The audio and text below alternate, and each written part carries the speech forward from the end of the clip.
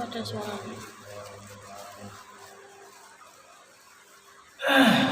Bismillahirrahmanirrahim. Melanjutkan pertemuan yang sebelumnya. Nggak ada. Sudah. Terkait tentang fadilatul ilmi, ta'allum dan Bantal nopal ya. lain sebagainya. Sekarang pada pertemuan kali ini kita akan membahas terkait Ada suara lagi lah. bagaimana seorang santri, bagaimana seorang murid itu bisa mentaklimkan ilmu dan ahli ilmu. Langsung saja saya bacakan redaksinya. Bismillahirrahmanirrahim. Faslun fi ta'dhimil ilmi wa ahlihi. Utawi iki iku pasal Sudah dulu. fi ta'dhimil ilmi ing dalem nggunakake ilmu wa ahlihi lan ahlil ilmi.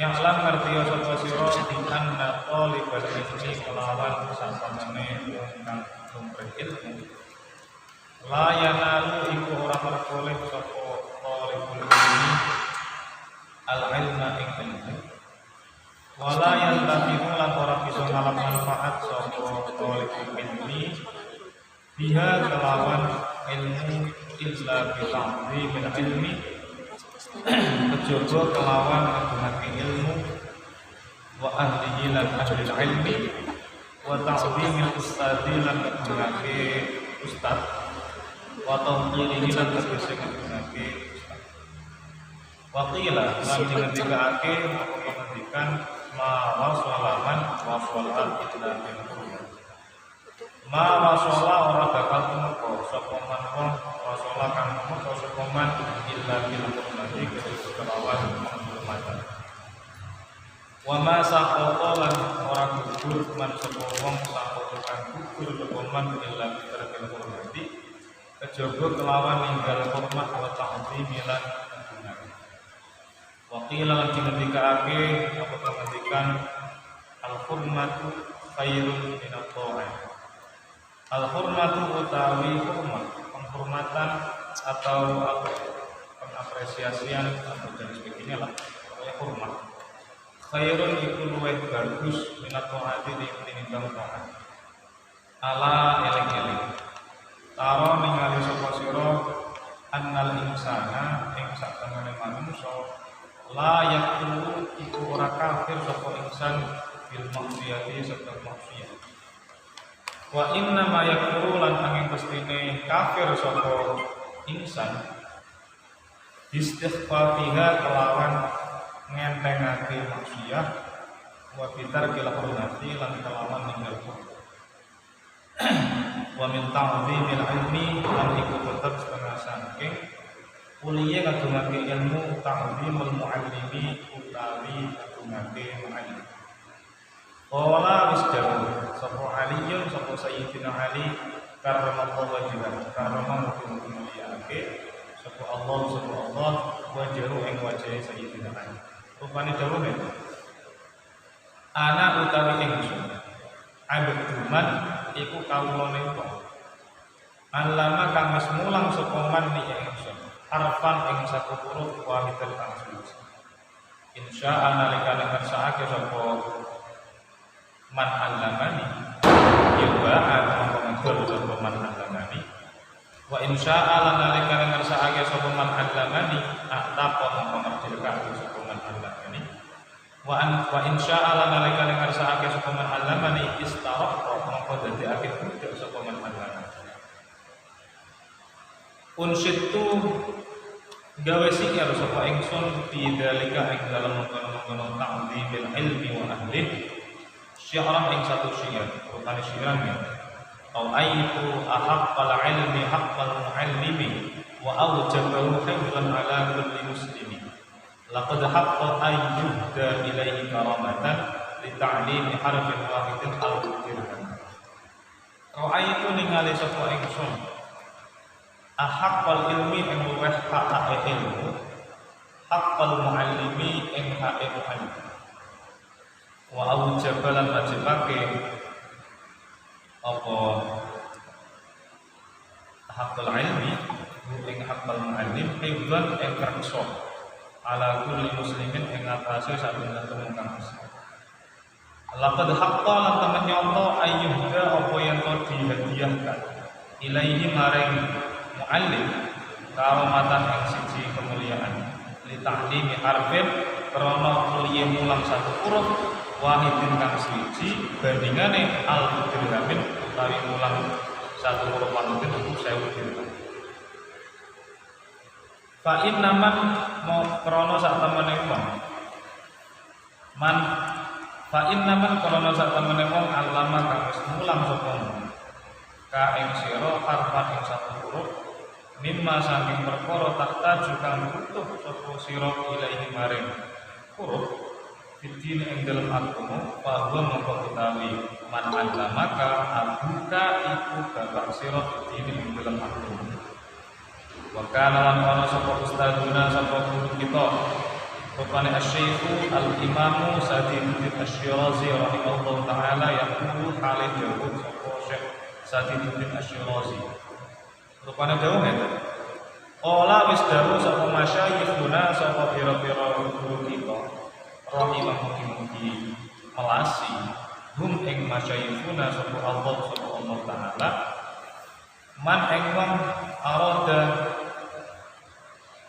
ngeten man utawi sapane wong iku arada ngersakake sapa man ayyakuna ing yen ana sapa ibnuku sapa anake man iku aliman iku kang alim yupaya bagi mongko sayujo apa ayyuraiya apa yang ngreksa sapa man al-ghuraba ing pira-pira wong kang asing minal fuqaha saking pira-pira ahli fikih wa yukrima lan patut yen to mulyaake sapa man hum ing al-ghuraba minal fuqaha wa yu'tiya lan yen to paring sapa man hum ing al-ghuraba minal fuqaha wa yu'azzima lan yen to ngagungake sapa man hum ing al-ghuraba minal fuqaha wa yu'tiya lan yen to paring sapa man hum ing al-ghuraba minal fuqaha syai'an ing suci-suci.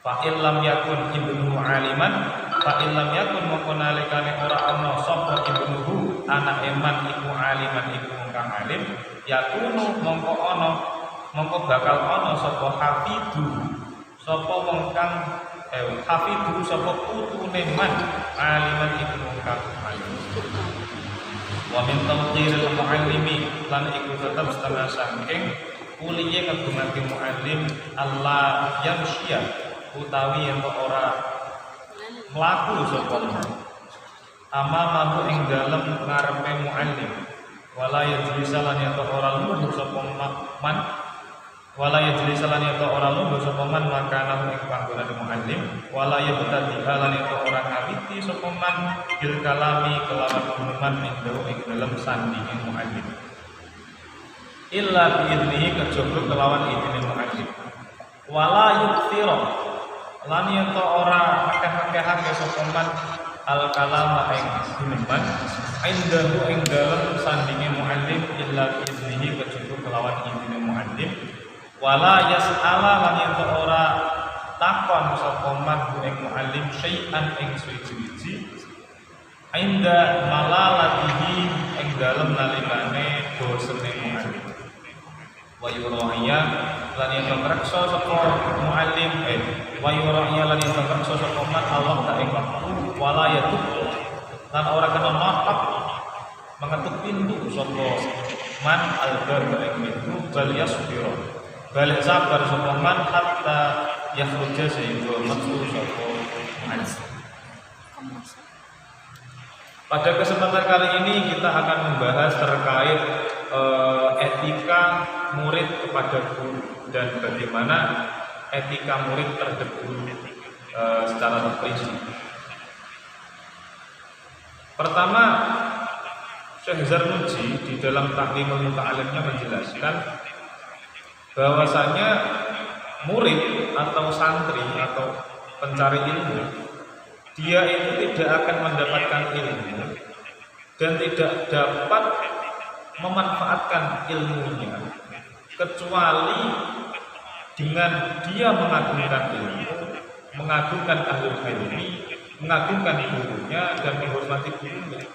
Artinya seseorang yang sedang mencari ilmu, siapapun itu, anak tua atau muda, dia itu dapat ilmunya bisa bermanfaat, terus bisa memperoleh ilmu.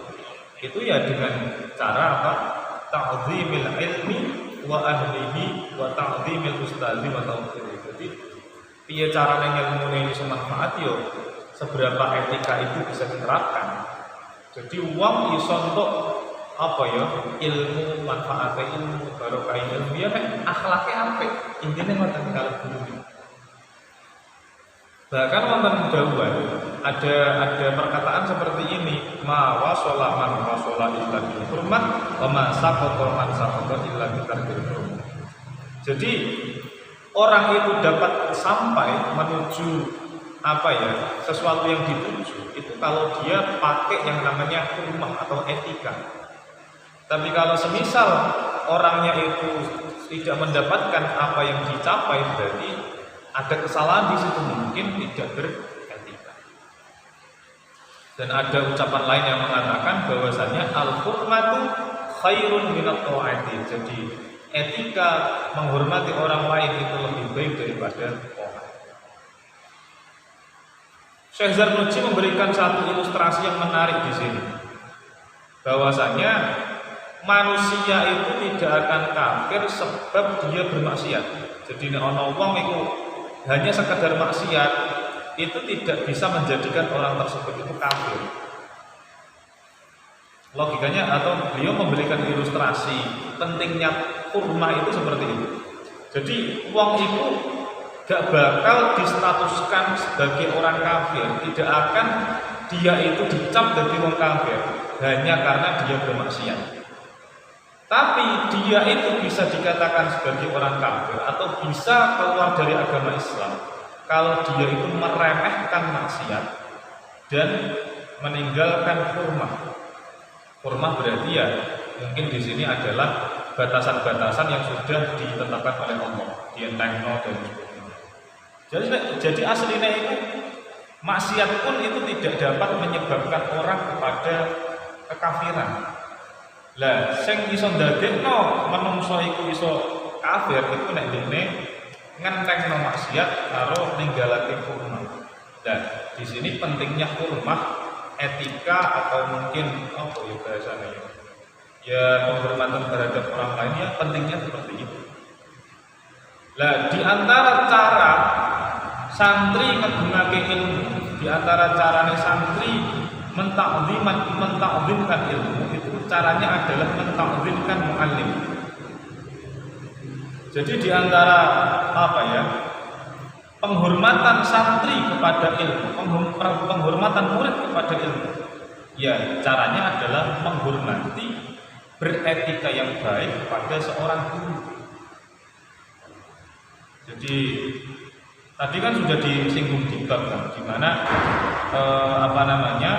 santri itu harus punya etika, punya rasa takzim kepada ilmu. Dan di antara cara murid memiliki rasa takzim kepada ilmu ya dengan cara murid tadi itu beretika atau takzimil muallim, beretika atau mengagungkan muallim.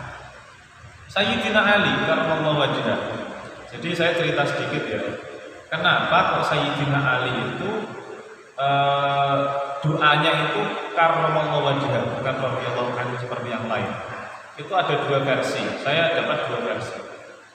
Kenapa Sayyidina Ali itu cuma sahabat yang di doanya itu karramallahu wajhah? Versi yang pertama itu saya dapatkan dari guru saya, yaitu almarhum Kiai Haji Ali Fatah Yaqub. Itu dulu menjelaskan bahwasanya Sayyidina Ali itu tidak pernah melihat kemaluannya sendiri. Itu alasan kenapa Sayyidina Ali itu doanya karena Allah aja, karena beliau itu selama hidupnya tidak pernah melihat kemaluannya sendiri. Terus itu versi pertama. Versi yang kedua saya baca di kitab Al-Fatawa Al-Hadisiyah karya dari Ibnu Hajar Al-Haytami. Alasan kenapa Sayyidina Ali itu doanya karena Allah aja, karena beliau sama sekali seumur hidupnya tidak pernah menaruh wajahnya untuk menyembah kepada selain Allah. Alasannya. Jadi alasan yang pertama versi dari guru saya di Al-Fatah Yaqub, kenapa Sayyidina Ali itu doanya karena Allah aja? Karena apa? Kata beliau tidak pernah melihat kemaluannya sendiri. Kalau versi yang kedua yang saya baca langsung dari Al-Fatah Al-Hadisiyah itu, karena semasa hidupnya Sayyidina Ali tidak pernah menaruh wajahnya di permukaan bumi untuk sujud kepada selain Gusti. Itu hanya sekedar keterangan tambahan ya. Nah, Sayyidina Ali ini nanti ngendikan seperti ini. Masih berkaitan dengan etika murid terhadap guru atau ta'dhimil talib li muallimi. Kata Sayyidina Ali, ana abduman 'allamani harfan wahidan. Saya itu merupakan hamba sahaya, atau saya itu merupakan budaknya orang yang telah mengajariku satu huruf saja. Itu Sayyidina Ali ngendikan. Jadi sak huruf wae wis menstatuskan diri dari budak. Kemarin saat kita matang kan piye atau guru-guru yang telah mengajar kita banyak hal. Sayyidina Ali saja mengatakan seperti itu. Dan beliau mengatakan insya'aba nek kersa kula didol nggih purun. Wa insya'a takut terserah kula dimerdekake nggih purun. Wa insya'a istaraqa kula didadekake budak tenanan nggih. Iku apa ya? Rasa takdime santri murid kepada gurunya. Dan kalau di tradisi pesantren memang tidak ada yang namanya mantan guru, tidak ada yang namanya mantan guru, tidak ada. Selama kita masih hidup di dunia, ya guru kita, murid ya murid kita. Jadi tidak ada yang namanya mantan murid, tidak ada yang namanya mantan guru. Cuma mungkin nggak tahu ya, dunia semua murid jadi yang belum. Ada syiar seperti ini. Ra'aitu ahaqqal ilmi haqqal mu'allim. Jadi saya melihat yang paling berhak atas ilmu itu ya hak mu'allim.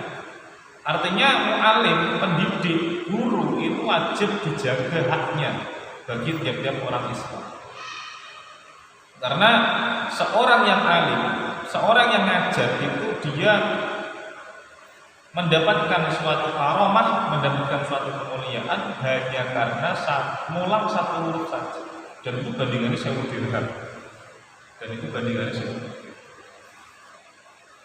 Dan kata Syekh Zarnuji, fa inna man 'allamaka harfan mimma tahtaju ilaihi min ad-dini fa huwa abuka bid-din.